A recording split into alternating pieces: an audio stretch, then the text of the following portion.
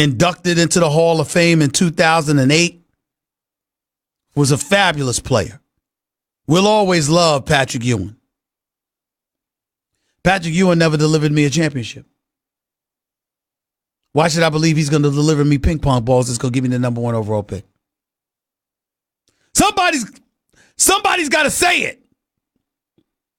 Why am I to believe that he's going to be able to deliver me ping pong balls when he couldn't deliver me a championship? Albeit because I would love to say it was because Jordan was standing in his way. But remember, so was Akeem Olajuwon. He had 2 years while Jordan was gone. Didn't happen.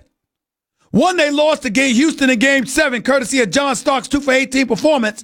But Olajuwon, Akeem the Dream, was something special against Patrick Ewing. And then we know what happened the next year with the finger roll against Indiana that bounced out. So let's be very, very clear. Let's be very, very clear. I love Patrick Ewing. But if this is an effort to believe that the spirit of Dave DeBusschere and that experience from 1985 is going to descend upon the Knicks organization now, I'm sorry, I'm not buying it. And I'll gladly admit that I'm wrong. Because I love Patrick Ewing. And I love the Knicks. I mean, but what am I supposed to believe? I mean, what is next? You're going to tell me that James Dolan is going to sit up there and just descend his grace upon us? Am I supposed to believe this? Huh? I mean, this is look, man. I am suffering. It's hard to take. How many years?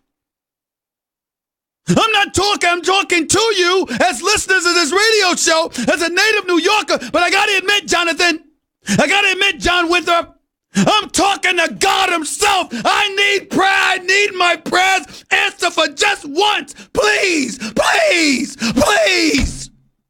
Just one time when it comes to these Knicks.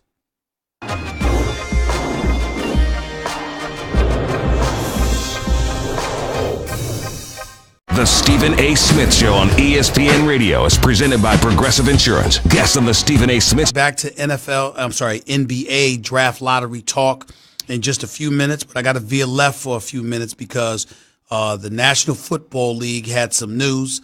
The New York Jets have relinquished Mike Maccagnan, or they relieved Mike Maccagnan of his GM duties. The interim GM for the moment is Adam Gase, the new head coach for the New York Jets, previously serving as the head coach in Miami over the last 3 years. I need explanations. I need somebody to make sense of this. And who better to call than our resident NFL analyst extraordinaire, does an outstanding job on NFL Live, Sports Center, as well during the regular season, during the football season period. And, of course, he contributes to First Take on a regular basis. My buddy, the one and only Ryan Clark, is on the line with us right now. What's going on, Big Time? How are you? Man, nothing much. What's going on in New York? Y'all can't get the first pick. Y'all firing GM. Why you rubbing it in, man? Why you rubbing it in? I mean, you're supposed to be my boy. You're supposed to be my boy, and you rubbing it in. I knew you were gonna go there. Man. You know, you're a Louisiana native, former star at LSU, and you we down. We got it, brother. We got the first pick. It's a damn shame. Ryan Clark laughing at me about this. Let me get into the football stuff real quick. Ryan Clark, help me out for a second here. If you're the New York Jets, why does a team, it's one thing to fire your GM, but after the draft, what is this about? Why did this happen now? You know what? It's actually hard to explain, Stephen A., because not only do you fire him after the draft, you fire him after him hiring Adam Gase.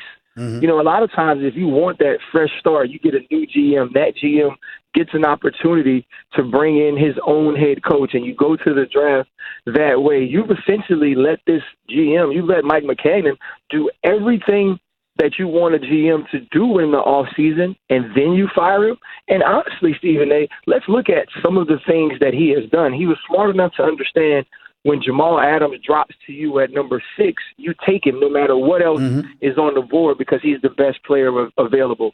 He really gets Sam Darnold, who going into the draft, many had ranked and rated as the highest quarterback in the draft last year. And then you get Quentin Williams, who was another guy who was in talks about the best overall prospect in the draft. C.J. Mosley, Le'Veon Bell. I mean, Mike Maccagnan has done an amazing job this offseason and actually in the past few years. So to fire him now makes absolutely no sense. And now you leave the Jets in a situation where Adam Gase, a guy who was actually fired and jettisoned out of the Miami Dolphins franchise, is now your acting GM. It's really puzzling to me, and it really looks like Christopher Johnson is kind of flailing in the wind, the team CEO, on what he wants to do here. Well, that's one of the biggest reasons I called you is because I know that you have some history with Adam Gase, and when he got hired by the New York Jets, and I had questions, you came right on this radio show and sort of, just calmed the waters a little bit in terms of what I was feeling. He coached Miami for 3 years. He took them to the playoffs his first year, didn't get there the last two. Obviously, Ryan Tannehill, along with a few other injuries, really obliterated their chances of making the postseason last year. But he didn't overwhelm me. He wasn't a guy I necessarily thought deserved a head coaching job with the Jets, but I didn't have a problem with it. But now that he's your interim GM until you hire somebody else, doesn't that reek of a situation where you're getting rid of Maccagnan because you want the guy that he might, meaning Gase, may want up in there? That was actually my first thought when it happened, and especially making a head coach your interim GM. Usually you go with, the director of pro personnel, or you go with somebody who has actually been in the scouting office, someone who's actually made roster moves. And so to promote Adam Gase, a guy who we've never talked about having this type of power, a guy who we've never seen in this type of position. Here's what I'll say about it, Stephen A., though. This is the most quiet time for a GM. Right, a lot of roster moves aren't being made. A lot of teams are full to capacity as far as who they're going to have in OTAs, who they're going to have for minicamp. So it's really a quiet time where you don't necessarily need a guy who has done that job. Now, you absolutely need someone who has some type of history, some type of experience in it by the time you start fall camp, start making roster moves there. But for right now, it's okay for Adam Gase to do it. But it definitely seems like, okay, if you're going to let Adam Gase be the interim GM, if you're going to fire Mike Maccagnan at this time, you want someone who can have a marriage between head coach and GM with Adam Gase. But it's puzzling also because if Mike Maccagnan hired him, wouldn't you think they already had some type of relationship? Yeah. Wouldn't you think they already had some type of connection? So it almost makes you think that some things has gone on in the building since Adam Gase has arrived that makes them think that those two aren't a match. Ryan Clark right here with Stephen A., ESPN Radio, ESPN News. The other thing that's bothering me is that some dude, Daniel Jeremiah, is that the name, Nuno? Daniel Jeremiah, works for the NFL Network, a writer for NFL, what have you. He's rumored to be in line for consideration for the GM job with the New York Jets, according to reports. So here we have another analyst. Hey, Ryan, I'm wondering when the hell you gonna get a call? How about Louis Riddick? How about Louis Riddick? How about me on the basketball side? Since we got pundits, commentators, or information dudes showing up on the air that are suddenly qualified for executive positions in the National Football League. Can you explain this new phenomenon with me? First it's Mike Mayock, now it's this guy. And you also can't forget John Lynch. That's right. With the San Francisco 49ers. But at least he played. At least he played, though. He absolutely played. Played. It's starting to become a situation to where you're questioning what these people are looking at, and also are things totally becoming about relationship and perception. Right? When I say relationship, Stephen A., there's not going to be people that call you because there won't be people that look like you making those decisions. That's right.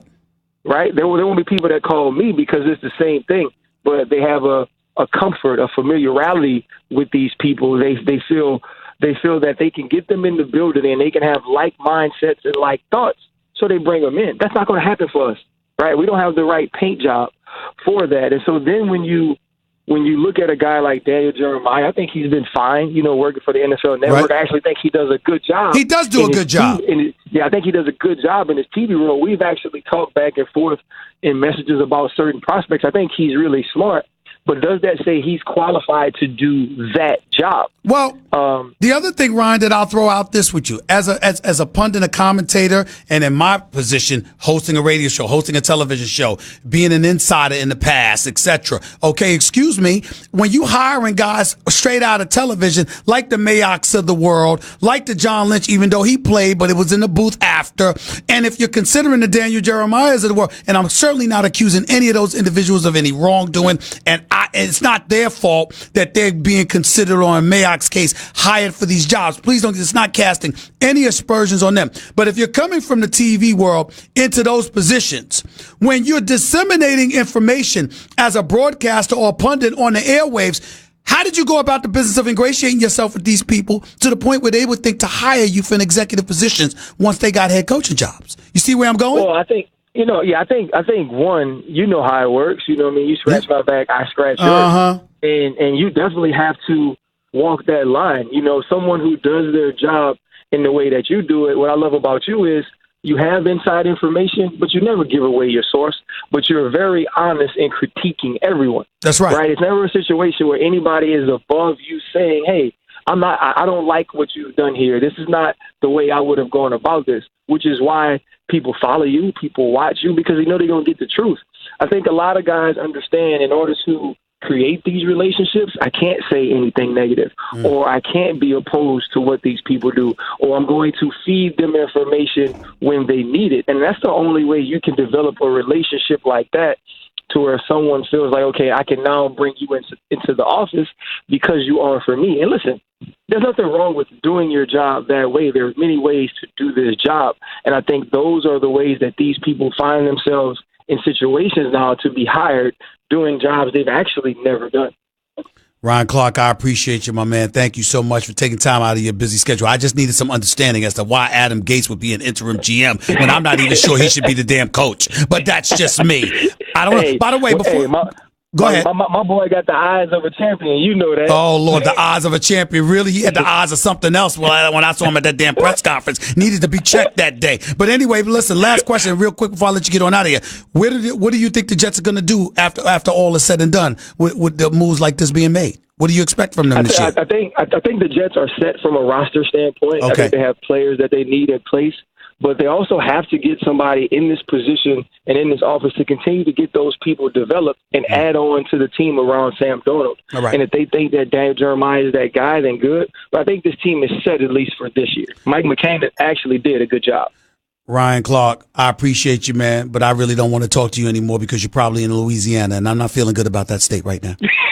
Not after they got Zion Williamson from me. I'm not feeling good about them right now. We're going to celebrate Zion for y'all, man. Whatever. Goodbye. Right, Ryan Clark, my brother, right here, ESPN Radio, ESPN News, 888-SAY-ESPN. That's 888-729-3776. You're listening live to Stephen A. Smith Show, ESPN Radio, ESPN News. By the way, people, I'm here to tell you about Zelle, a quick and easy way to send and receive money right from your banking app. Not sure what to get someone for their birthday, graduation, or housewarming? Send them money with Zelle, a truly one-size-fits-all present, so they can buy whatever they want. The money goes directly into their bank account, typically within minutes if they're already enrolled with Zelle. So they don't have to wait long to spend it on a perfect gift for themselves. Look for Zelle in your banking app or get more information at ZellePay.com. Terms and conditions apply.